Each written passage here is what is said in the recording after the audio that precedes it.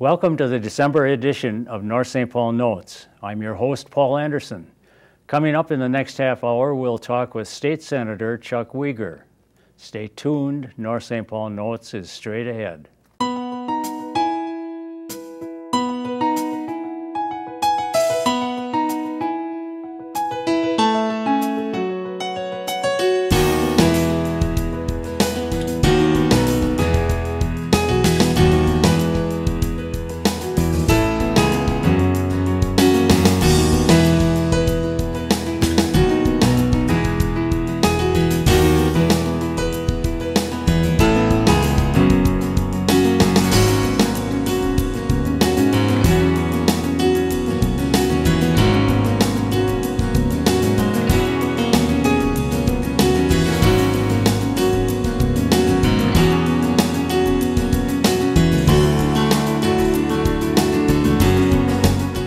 Hello and welcome to the December edition of North St. Paul Notes.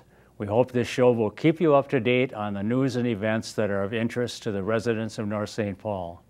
Chuck Wiger was first elected to the Minnesota Senate in 1996 and is currently a senator for District 43, which includes North St. Paul and other communities in Ramsey and Washington County. Welcome, Chuck, to the program. Thank you very much, Paul. And I think if you could remember right, you have never been on North St. Paul Notes before. No, not even our first time. Yeah, not even when Bill Sandberg was running things. Yes. So it's good to have you here, and you and I have something in common in the sense that we both grew up in North St. Paul, and I don't have many people on the program who actually grew up in North St. Paul and have the kind of history and the knowledge of the town. As did my parents. They grew up right. in North St. Paul as well. And your parents, now I didn't realize that your dad was from North St. Paul originally. Yes. In fact, the house that you grew up in was his house when he was growing up? Or? Yes, on 12th and 3rd, and Rocky owns that house now, but 12th and 3rd is where my dad was raised. Okay. And he lived there his entire life. Okay. And that's where my family was raised, my brother and sister. Right. So yeah, deep roots, lots of memories. Yeah, for sure. And you were related to your mother was a Krupp, right? Yes. And they lived on 4th, as I recall. Yes, initially they lived on Castle Avenue, Mm-hmm. and eventually there were 8 kids, and they needed a little more space, and so they were on 4th Avenue. And if I remember right, that house didn't have that much more space. It did not. So it's amazing when you think back in those days and how many children there were in many families and how they lived and how they existed in such small houses. Yeah. But they did well. They learned to think for themselves, to figure it out. Yeah, right. And that's I think something that's very important. What saved them in some cases was that by the time the younger ones came into the being, why the older ones had already left the house. Yes. So there was that much span in the families. Yes. So, but they really loved the community. My dad has passed on, but my mom's still doing well. But there's just so many great memories of North and all of those things, and so I'm very proud to have been raised in North St. Paul. Yeah, and in fact, I don't know if I've ever mentioned this, but your dad used to be our TV repairman. Yes. And I remember the last time I called him, you probably were the one that answered the phone. And, I very well could have. And you said that he won't be doing any more TV repair. Yeah. So I knew something serious had happened, and Dad was the TV radio repair person for basically the whole North St. Paul, Maplewood, Oakdale area.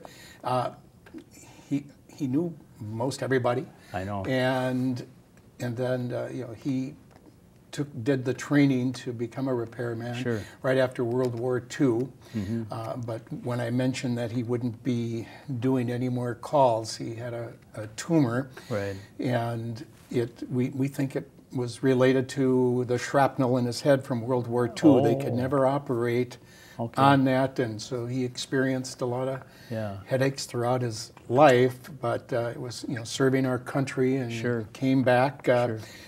but it's a part of my deep appreciation for veterans and the sacrifice they made. And, but I saw through my dad and his best friend, Herb Loeffler, and so many other North St. Paulites that get together and talk about those things. But yeah, Dad fixed the TVs and radios for so many people.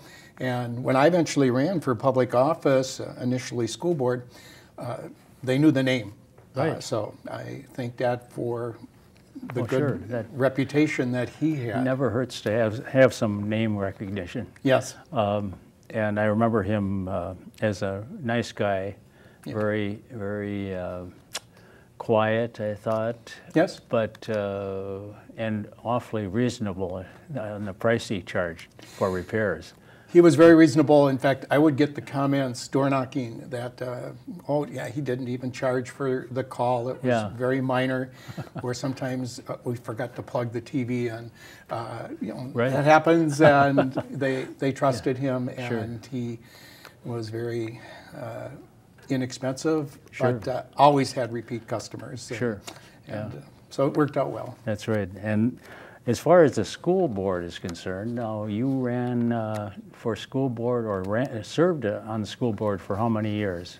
I was on for nearly 18 plus years, and I first ran in 1973. And you were only what age? I just turned 21. Actually, I was a student at Hamlin University and was involved in a number of projects there at the school. And the teacher had encouraged people to walk the talk, take some of your ideas you know, to the school board or other local elected officials. And I made a presentation at the school board and talked about some things I'd like to see changed. And one of them was to get a community education program to open up the schools more for senior citizens and others, and talked about lifelong learning. So I had never run for public office, obviously, just turning 21, but I had some encouragement, and I knocked on every door throughout the district and was the top vote getter and still around. So, but and also I'll mention that the other person elected with me was Paul Sandberg. Oh, it was, okay, sure. Mirabelle's brother. And so I served, remember that. Paul served a couple of terms with me. And so I was back in the 70s and had a lot of challenges, and there's always challenges for public bodies to address, and got to work with a lot of people throughout the decades, actually. Now, you didn't necessarily have a long-term goal of reaching the Minnesota Senate at that time, did you? No, I didn't have any idea if I'd get elected. I just had a lot of people that encouraged me. And my dad's good name, but also I was a paper boy in North St. Paul, and I knew a lot of people through that for years, were giving them service. And then I had both the Pioneer Press and even for a while the Star Tribune routes morning and evening. So I was pretty busy, always up early and that. But I would meet a lot of people, and so when I was out door knocking, well, they remembered me as a paper boy as well. Interesting. But I hadn't thought then of legislative office, except there's one person that really made an impact on me. I did an internship for State Senator Jerry Hughes, who's left us. But Jerry was the president of the Minnesota Senate. He was the chair of the Education Committee. And I did an internship for him while going to Hamlin, and wanted to explore different options and things available. And I had a teacher encourage that. And Jerry strongly encouraged getting involved in the community, and especially on the community education program. And he was the chief author of the bill in the Senate, former resident of North St. Paul, Larry Erie on 14th Avenue. Larry was the first director of the state program, but we said, well, let's get a program here in North St. Paul, Maplewood, Oakdale. We're very proud of our schools, and so that internship had a big impact, and I had not envisioned myself serving in the legislature, but wanting to get more active in public policy. Well, that seemed to work out. Now, you went, after Hamlin, you went to law school? Yes, and I went to law school there as well. And at Hamlin? Yes, okay. and I did a lot of summer session studies. Sure. And part of that was the University of Colorado in Boulder. I went to the University of Minnesota as well on summer sessions, and I was very aggressive in terms of getting that education completed, because I wanted to get out there and start to earn a living. Sure, yeah, well, practical sense yes. to that. I was going to mention too, just as a sidelight, that my experience was as a paper boy too. I was 1 year delivering papers, not in North St. Paul, well, part of North St. Paul, but it was a rural paper route between North St. Paul and Gladstone. Yeah. So I went down County Road B and Castle Avenue and Prosperity, and I served that area. At that time, there were not that many houses in those locations, so it was only about 135 customers, but that was morning and evening paper. So, yes, yep, I remember. And I was only 10th grade, and it served my purpose because I had to get a car for that. Yes. And so that's how I managed to get a car very early. So. Now, I'd like to mention too, back growing up in North St. Paul, the whole area where Target is now, and the apartments and everything, that was all open space, trees, and those were areas where we would explore. We would have forts out there. We would trap, actually, animals. It was okay. We would, muskrats, for example, and sell the pelts. For recreation, beautiful McKnight Field now, but that used to be all trees there as well. And I remember us getting the lawnmowers out, not the automatic, these were the push mowers, and just getting a field ready. And there was Franklin Field in downtown, and a couple of other fields, but in our neighborhood, that's what we did. And we would be out there all the time that we could possibly spend just outdoors. But I still share some of those memories with some of the kids I grew up with in that area. And also, I remember Mr. Langlet so well. Oh, Chris. We did not have Polo Arena at that point, but we had outdoor ice arena, and Chris was always there. And I remember, loving to skate, and he would be there, always clearing the ice, helping people.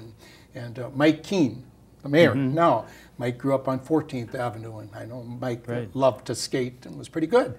And just a couple of the memories growing up. My memories of those days is back in the 50s when I was playing basketball, and we would always see the hockey players come in with a snow shovel over one shoulder and their skates over another shoulder.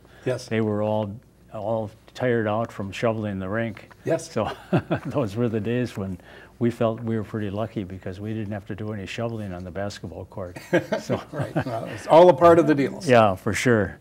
I know that over the years you've served on different committees, even in town here, and one of the roles that I had when I was serving on the Veterans Park Committee was just keeping them aware of the historical aspects of the park and what kinds of things we needed to do regarding the history of the town.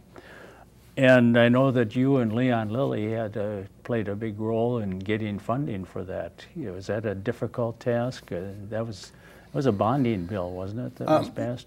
Yes, and we were so thankful to be able to get results. But the true heroes were all of the local volunteers that put together a proposal.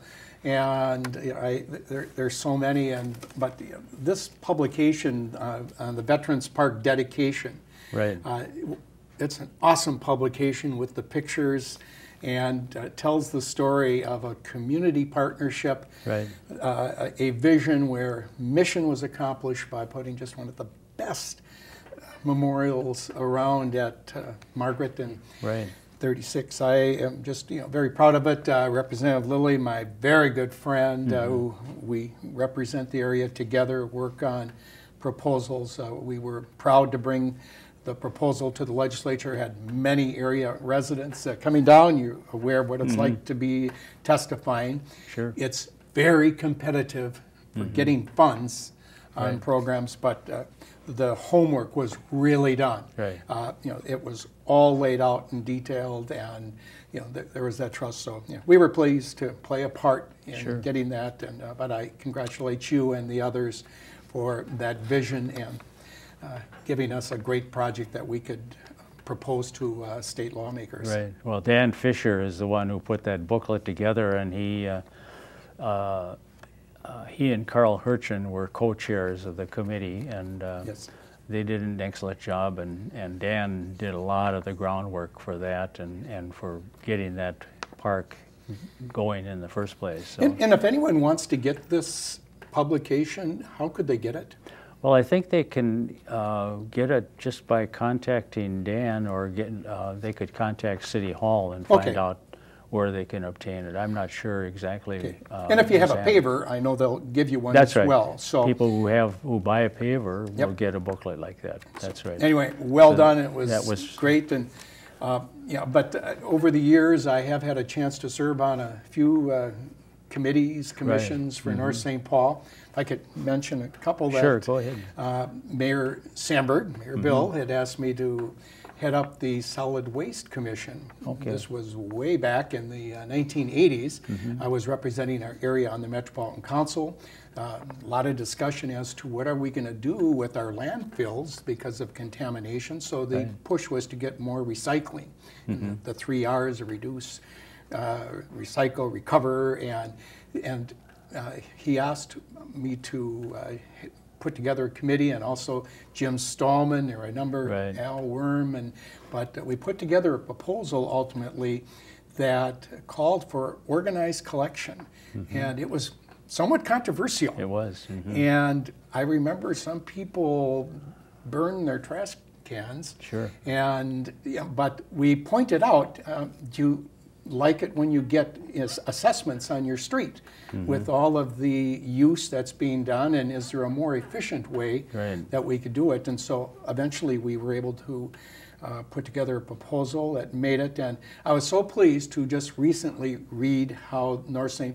Paulites, I think, gave about a 90% approval rating for the solid waste. I didn't realize that. Yeah, and what gets 90% these days? I know. So that's right. So that was good, and Jim Stallman and I also, we co-chaired the marketing committee for the Centennial back in 1987. 87, that's right. So happy 130th birthday to North St. Paul right now. But that was just so much fun, so much energy, and I chaired the all-class reunion at Aldrich. But things that we did during that time was just a lot of fun, and I had a very good long-time relationship working with Mayor Sandberg and the council on various projects. But solid waste and and some of the Centennial things. One item though on the Centennial, and I know we're going to get to some other issues, but I'll never forget when we proposed moving the snowman, Frosty, I think I call him, put together, by Lloyd Kiesling,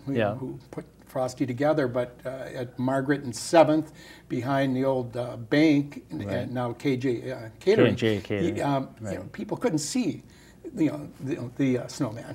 And so we thought, let's move it. But in order to do that, you had to cut, the head, and then one more cut, into 3 pieces. And people thought, it might fall apart, and nobody was quite sure. And then, but we said we're going to go for it, and they had to cut the power line on Margaret, and I maybe they can show some tape of that again. But I was pretty nervous about that because it was tilting a little bit back and forth, and then it could have just fallen apart. But it all made it. But that's part of the Centennial. No one would know now that actually happened. That Snowman had his head cut off. No, some people maybe didn't know that it had to make that migration. That was a difficult move, sure. Any other projects? One that comes to my mind is one that was a proposed trail around the east side of Silver Lake. Is that something that is still a possibility in the future? Oh, absolutely. We're trying. In fact, one of the very first bills that I sponsored when I was elected in '96 and then taking office in '97 was to have a trail to go around Silver Lake. It was Mayor Sandberg was a strong proponent of it. It was in the city's comprehensive plan to try to do it. People like trails. That's right. And then the representative for White Bear Lake, Harry Mayers, he also wanted to get that for White Bear Lake. Okay. And so we got planning money, to look at the feasibility of doing it, and we were able to, with some other partnerships, able to get a lot of the path done, except the tougher part is on 120. Right. And I remember when the Department of Transportation, they asked me, well, what if we just had an 8-foot or a 10-foot type? Well, no, that's not up to me. It's what is going to be ultimately safe. And then they hadn't quite worked out things with the landowners in that area.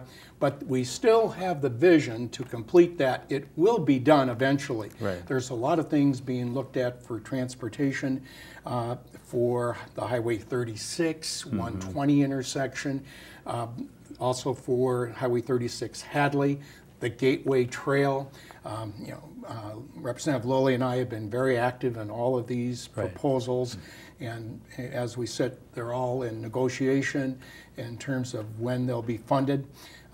But that Gateway Trail is very important too. And we have that bridge. We had looked, by the way, at a tunnel, but it wouldn't work just because of the wetness. Sure. But water having the trails and doing more is really important. And I want to thank Don Regan, for his vision on that, for the trail around the lake. He had just a wonderful vision, I remember, in talking to him about just going down Margaret and then what we can do around, Silver Lake, and then connecting it to other trails. So we'll continue those efforts, but getting local input to make sure we're all tracking. I do get a lot of comments from people saying, wouldn't it be nice if we could go all the way around the lake? Right now it's a hazardous journey up the east side. And so hopefully something there will happen. Yes. We're going to run out of time here pretty fast. So any future goals that you might have in mind? What are you thinking about for the future? And in just a few words.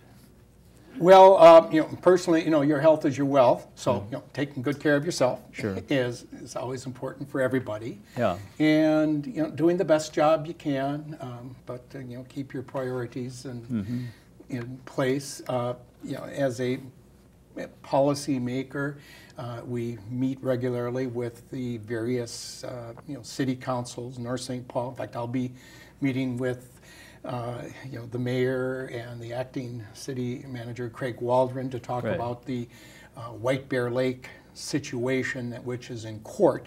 So the one big issue right now, Paul, is Judge Marion made a decision which puts requirements on the lake level for White Bear Lake and puts restrictions potentially on groundwater appropriation, and that will have a big impact on North St. Paul in terms of its ability to pump water and sell it. And we know it's controversial. We're going to be meeting next week.